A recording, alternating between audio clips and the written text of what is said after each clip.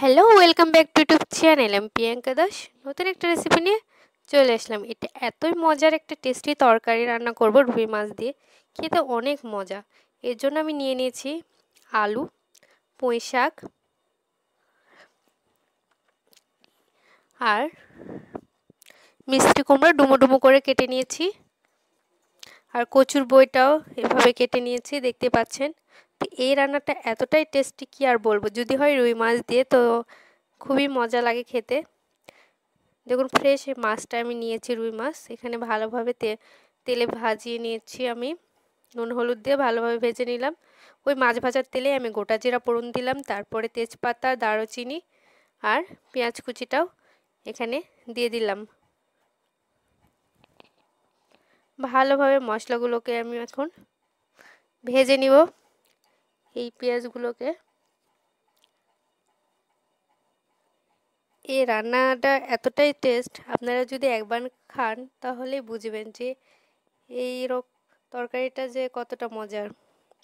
এখানে আদা জিরা বাটা আর মরিচ বাটাটা দিয়ে দিলাম, দিয়ে ভালোভাবে মিক্সড করে নিলাম।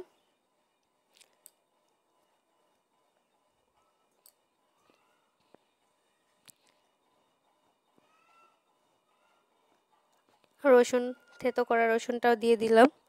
ভালোভাবে এগুলো মিক্সড করে নিব,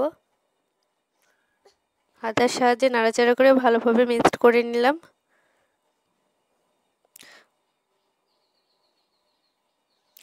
অল্প পরিমাণ জল অ্যাড করে দিয়েছি যাতে মশলাগুলো লেগে না পুড়ে না যায়, এজন্য। এখন ভালোভাবে এই মশলাগুলো আমি কষিয়ে নিব।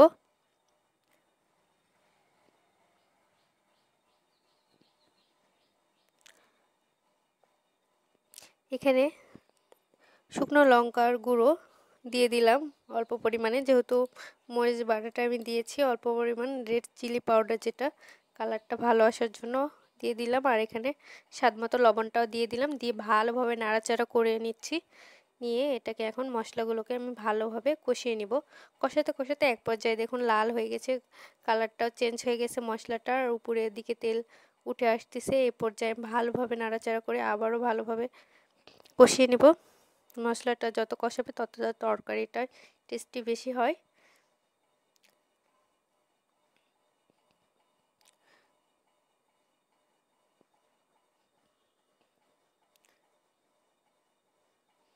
তারপর একটু ভালোভাবে কষিয়ে আমি এখানে আগে থেকে কেটে রাখা তরকারিগুলো দিয়ে দিব। প্রথমেই দিয়ে দিব আলু,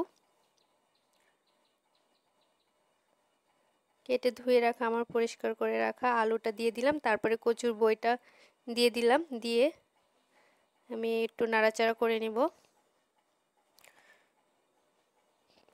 হাতের সাহায্যে একটু নাড়াচাড়া করে নেওয়ার পরে ডুমো করে রাখা মিষ্টি কুমড়া কাটা ওটা দিয়ে দিব, আর পুঁই শাকটাও দিয়ে দিব এখানে।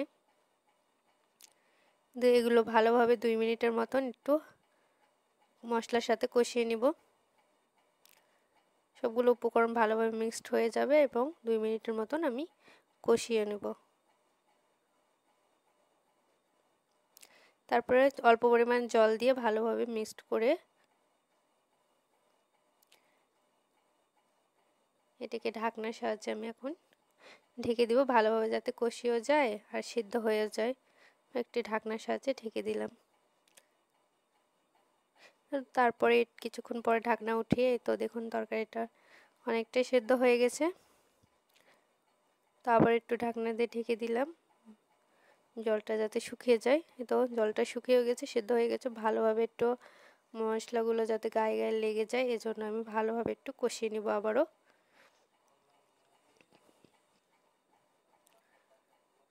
তো এভাবে রান্না করলে রুই মাছ দিয়ে খুবই মজা লাগে। এক প্লেট ভাত অনিমেষেই খাওয়া যায়। তো দারুণ একটা খাবার এটা, আমার তো খুবই ভালো লাগে। আপনারাও যদি ভালো লাগে অবশ্যই বাসায় ট্রাই করবেন, আশা করি ভালো লাগবে। তো একবার খাইলে অবশ্যই মনে পড়বে যে বারবার খাই। তো পরিমাণ মতন জল দিয়ে দিলাম। ভালোভাবে কষানোর পরে ঝোলটা ফুটে উঠতেই আমি আগে থেকে ভেজে রাখা মাছগুলো, নুন হলুদ দিয়ে ভেজে রাখা মাছগুলো দিয়ে দিলাম, দিয়ে ভালোভাবে নেড়ে চেড়ে নিলাম।